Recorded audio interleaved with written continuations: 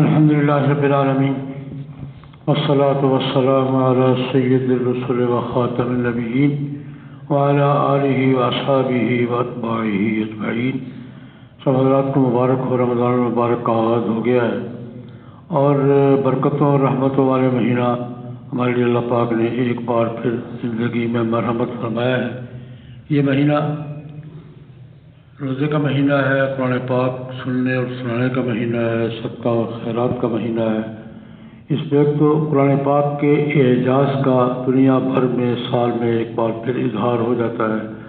دنیا کے ہر حصے میں، ہر علاقے میں پڑھا جاتا ہے، سنا جاتا ہے اور ایک بار پھر دنیا دیکھتی ہے، ہم تو دیکھتے ہی ہیں، دنیا دیکھتی ہے کہ اللہ تبارک و تعالیٰ کی طرف سے جناب نبی کریم صلی اللہ علیہ وسلم کا یہ معجزہ سب سے بڑا معجزہ ہے، جس کا ہر سال پورا مہینہ دنیا جس کی بہاریں دیکھتی ہے، سننا دیکھتی ہے، سنانا دیکھتی ہے۔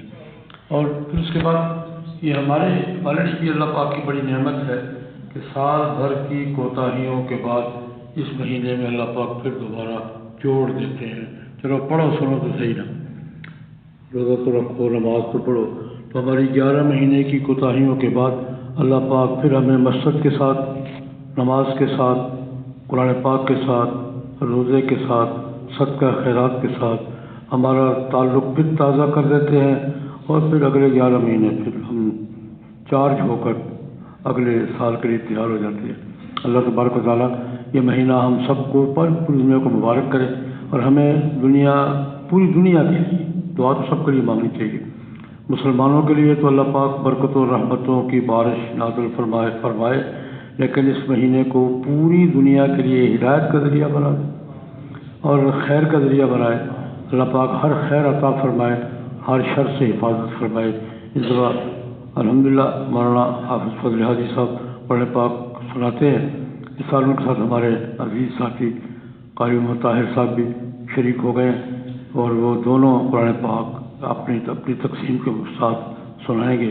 اچھا پڑھتے ہیں دونوں، میں نے اللہ پاک ان کو اچھے سے اچھا انداز سے پڑھنے کی توفیق عطا فرمائے، ہمیں شوق اور ذوق کے ساتھ سننے کی توفیق دے۔ اللہ پاک قرآن پاک کا فہم بھی عطا فرمائے، عمل بھی عطا فرمائے، خدمت کے مواقع بھی نصیب فرمائے۔